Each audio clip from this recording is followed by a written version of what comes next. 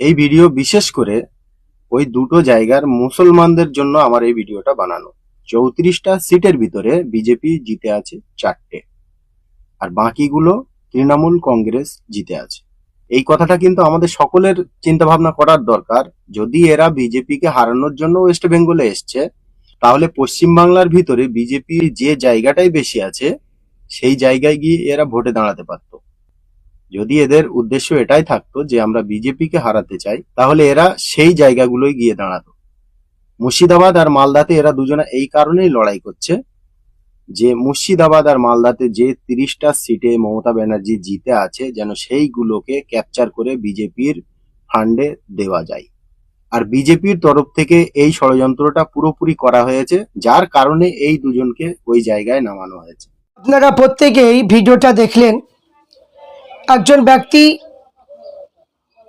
আব্দুল হালিম, এই ব্যক্তিটা ভিডিও কি তুলেছে, আপনারা প্রত্যেকে দেখতে পেলেন।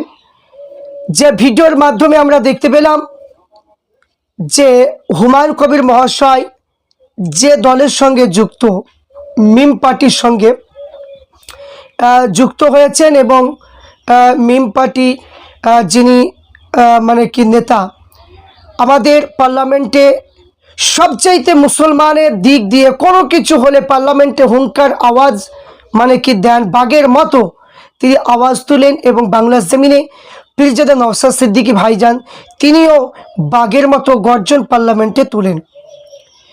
বাদবাকি যত নেতা আছে, এরা পার্লামেন্টে কেউ মুসলমানের কোনো আঘাত পেলে, কোনো কিছু করলে তারা কিছু বলতে চায় না, যারা মুসলমান অন্যান্য নেতা আছে। তো এই আব্দুল হালিম, এই জাহেল, এই মুরুক্ষু, এ পার্লামেন্টের বক্তব্যগুলো শুনে না, কারণ এ অন্যজনের গোলামি করছে, অন্যজনের চামচাগিরি করছে, আব্দুল মাতিনের চামচাগিরি করছে। এই কারণের জন্য এ আপনার হারামের দিকে সাপোর্ট করার জন্য এ ভালোগুলো দেখতে পায় না, কারণ তার চোখে কালো চশমা পরা আছে। তা আমি বলবো, এই আসাদুদ্দিন ওয়াইসি, তিনি একটা বাঘের বাচ্চা। তিনি বিজেপির দালাল নয়, তিনি বিজেপি প্রতিষ্ঠা করেননি, তিনি বিজেপিকে সাপোর্ট করে না, বিজেপিকে সাপোর্ট করে না।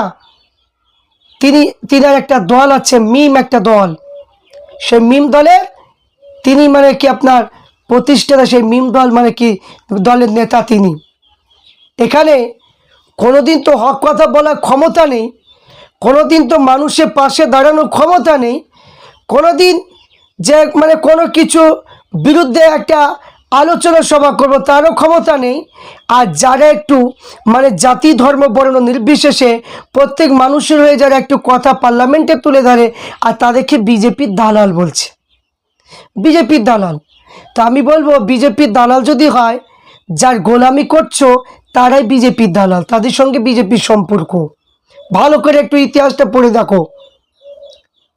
আসাদুদ্দিন ওয়াইসি, তিনি হচ্ছে মুসলমানের বাঘের বাচ্চা, তিনি হক কথা তুলে ধরে পার্লামেন্টে, তিনি কখনো বিজেপির দালাল নয়, বিজেপির দালাল নয়। এই আব্দুল হালিম, এ খুব চ্যাটাক চ্যাটাক করে, খুব কথা বলে। তা আমি বলবো, যার গোলামি করছো, যার চামচাগিরি করছো, তা আমি বলবো একটু বলুন না যে পেঁয়াজের দাম যে এদিকে 4 টাকা 5 টাকায় নেমে আসছে, আর পেঁয়াজের বস্তার দাম 40 টাকায় ঠেকে যাচ্ছে, একটু পেঁয়াজের দামটা বাড়াতে বলুন না। এ নয় তো বিজেপির দালাল, একটু বলুন না যার চামচাগিরি করছেন তাদেরকে একটু বাড়াতে। সে হিম্মত আছে?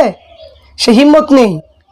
একটু বলুন না সারের দামগুলো একটু কমাতে, হিম্মত আছে বলার? সেটা নেই, সে ক্ষমতা নেই। এই যে এসা নিয়ে মানুষ যে হয়রানি পেরেশানি বিভ্রান্তির মধ্যে পড়ে আছে, কটা মানুষের পাশে দাঁড়িয়েছে একটু দেখিয়ে দাও, একটু পাশে দাঁড়িয়ে। এইগুলো করা উচিত নয়। কবরে জবাব দেওয়া লাগবে, মরণ কিন্তু হবে, মরণ কারো বাধা নেই, মরতে হবে। আব্দুল হালিম সাহেব, আপনাকে মরতে হবে, মরণ আপনার অনিবার্য। আমিও মরবো, আপনিও মরবেন, কিন্তু যতটুকু দুনিয়ার জমিনে বেঁচে থাকবো একটু আমল করে যান, একটু ন্যায়ের প্রতি একটু থাকুন, একটু সত্য কথা বলা শিখুন, একটু মানুষের ভালোবাসা শিখুন। এইরকম করে মানুষের পিছনে লেগে কোনো কাজ হবে না। মানুষকে এইরকম করে পিছনে লেগে কোনো কাজ হবে না, কারণ কালো চশমা পরে যেদিকে তাকাচ্ছে মনে হয় সবই মানে কি কালো অন্ধকার, কিন্তু চশমা খুললে সবই আলো পরিষ্কার। তাই এখানে যে আসাদুদ্দিন ওয়াইসি একজন ইমানদার মানুষ, তিনাকে দেখলে মনে হচ্ছে যে একটা বাঘকে দেখতে পেলাম। তাই আসাদুদ্দিন ওয়াইসি বিজেপির দালাল, এটা বলতে একটু জিভে হারলো না? আর এইগুলো তো মুসলমান ছাড়া তো কেউ বলতে পারবে না, কারণ এরা তো মানে কি আপনার মানে কি 4টি মুড়ি দিলে কিংবা 2 বান্ডিল বিড়ি দিলে এদের মাথার কাজ করে না, তাতে আবার 1000-1500 টাকা দিলে তো আরও মানে কি মাথা কাজ করবে না। এই জন্য কে আসল কে নকল এইগুলো চিনতে পারছে না। তা আমি বলবো যে এইরকম করে ভিডিওগুলো এইরকম করে দুশ্মন মানে কি না করে, এইরকম করে মানুষের উপর এইরকম বিভ্রান্তি কলঙ্ক না লাগিয়ে একটু পরিবর্তন হওয়ার চেষ্টা হন, কাজে লাগবে। এইরকম করে মানুষের দুর্নাম করে লাভ হবে না, কোনো লাভ নেই। আসাদুদ্দিন ওয়াইসি সাহেব তিনি হলেন যে প্রত্যেক মুসলমান বলে নয়, যে জাতি ধর্ম বর্ণ নির্বিশেষে প্রত্যেক মানুষের হয়ে কথা বলে। তিনি যেখানে কোনো কিছু সমস্যা হয়, মুসলমানদেরকে নিয়ে কোনো সমস্যা দেখতে পাওয়া যায়, কোনো জায়গায় কোনো কিছু হলে সেইগুলো পার্লামেন্টে তুলে ধরে। তো বলুন তো আপনার কটা নেতা পার্লামেন্টে একটু তুলে ধরেছে বলুন তো দেখি? ধরেছে কোনো জায়গায়? কোনো জায়গায় ধরি না, পাওয়া যাবে না, ওইগুলো পাওয়া যাবে না, কারণ নেই। তো এই জন্য আমি বলবো যে এইরকম করে শুকনো কথা কোনো চিড়ি ভিজবে না। তা এইগুলো কথা বলে কোনো লাভ নেই। তা প্রত্যেককে বলবো যে এখন বর্তমান সময়ে আমি একটু কথাই বলতে চাই যে প্রত্যেক জাতি ধর্ম বর্ণ নির্বিশেষে প্রত্যেক মানুষকে বলতে চাই, এই যে একটা বিপদের মুহূর্তে এসআইয়ের মানুষের নাম বাতিল হয়ে যাচ্ছে, যাদেরকে পাশে পাবেন যে সমস্ত নেতাগুলো যারা মানে পার্লামেন্টে যারা কথা তুলে ধরতে পারে এবং যারা ন্যায় পথে চলে, মানুষের হয়ে যারা কাজ করতে চায়, তাদেরকে নির্বাচিত করুন। অবশ্যই সেটাই কাজে লাগবে। এইরকম করে যারা মানুষের খোঁজ নিবে না, যারা ভোটের টাইম খোঁজ নেওয়ার টাইম পায় না, সেই সমস্ত মানুষকে কখনোই চিহ্নিত করবেন না। যারা আপনার পাশে থাকতে চায়, যারা গরিবের মর্ম বুঝে, ওই সমস্ত মানুষগুলোকে নির্বাচিত করুন।